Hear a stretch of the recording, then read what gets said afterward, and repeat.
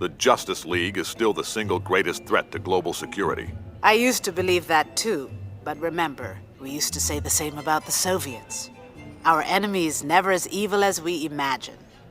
And maybe we're never quite as good. Amanda Waller. I knew I wanted to write about her, but I didn't really know where to go with it. I've done so many videos about the Cadmus arc that anything related to plot would be pretty repetitive. But then I remembered those words she had with Eiling, and everything all of a sudden clicked into place. To talk about Waller is to talk about this tension between our ideal selves and the future, where fear and hope are the opposite ends of her journey.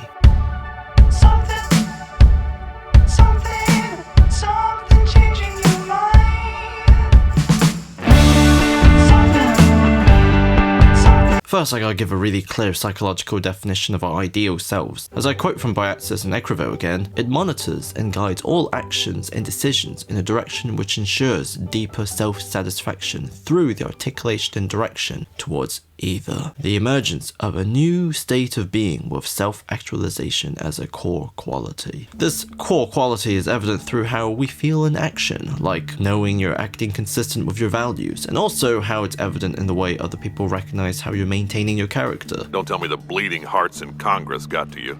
I'd eat them alive.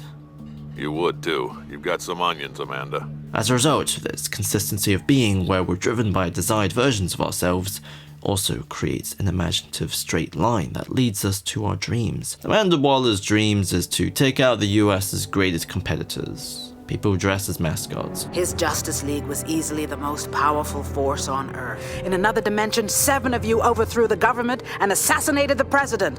We're the good guys, protecting our country from a very real threat. You. So the only ones that are left are those who are loyal to them. She's incredibly amoral in her actions. They're expendable. Because as long as it benefits her country, it's perfectly fine. Patriotism, and more importantly fear of the future, is what motivates and justifies all of her actions. But then within her biographical journey, years later, she becomes the government's liaison with the League, replacing Faraday. Her opinion changes so drastically that she defends the League's good intentions from her co-workers. I'm not the League's greatest fan, but their intentions are good.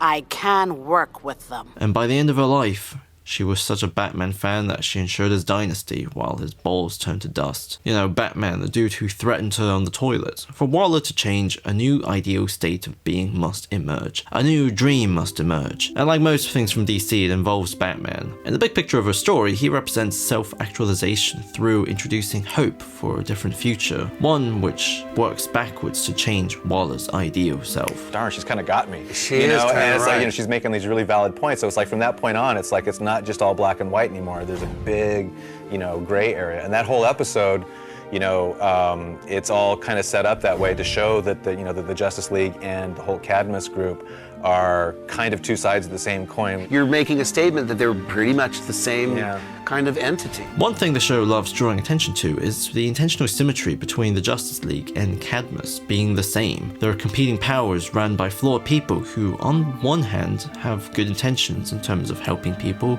but also are victims of their own hubris. But within all of this, Batman remained as a bridge between them. The effects he has on Waller, thus, has two phases. First, he works with her by establishing communications, from warning her of the danger she poses. Whatever you think you're doing, if you present a threat to the world. Then confronting her over the nuking of an island that has people on it. Call off the missile. How did you get this? The missile headed for San Boquero. If anyone dies on that island today, I'm coming for you.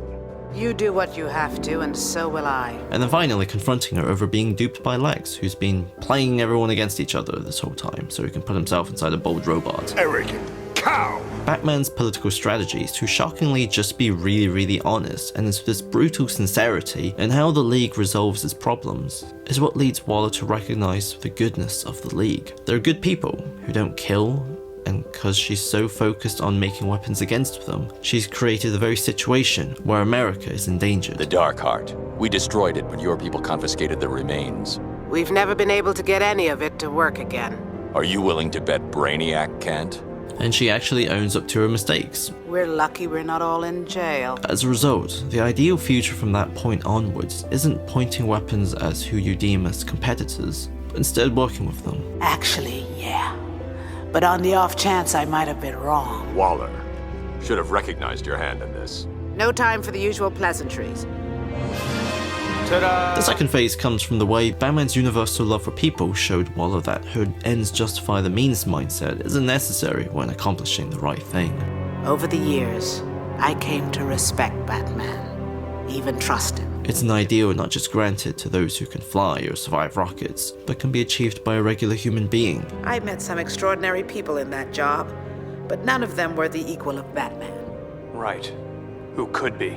Not my point.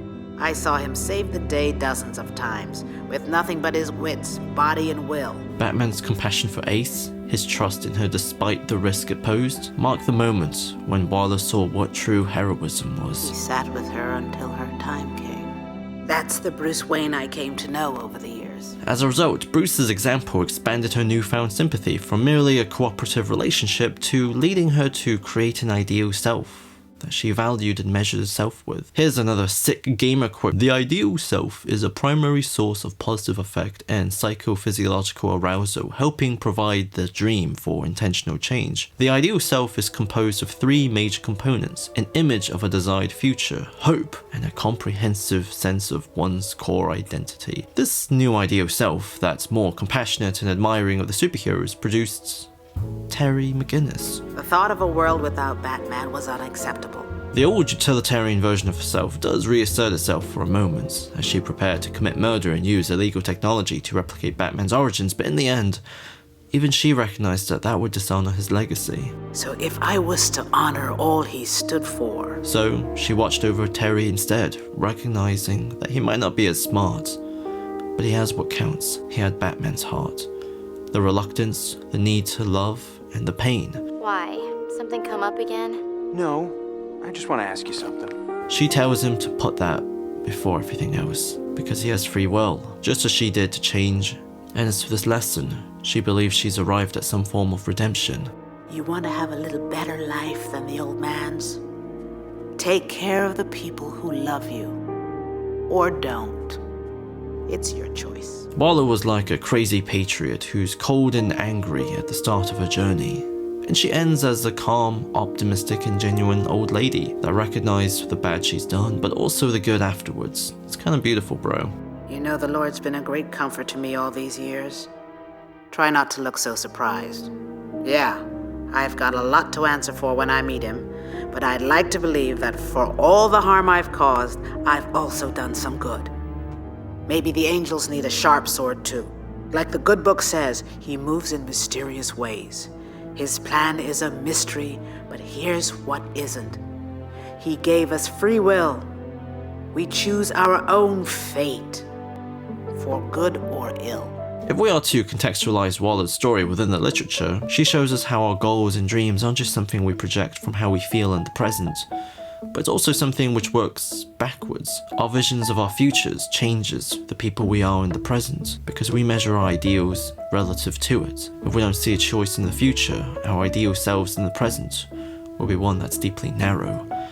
But if we see the future as one with agency, we can expect ourselves to be more. The second is that Waller beautifully shows us that Batman is such a powerful symbol that he's actually more important than America. We're stranded and beaten, reaching for helping hands.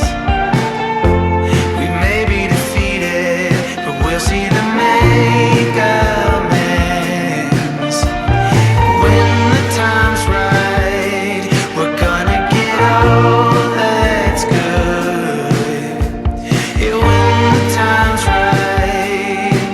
Oh, when the time's right.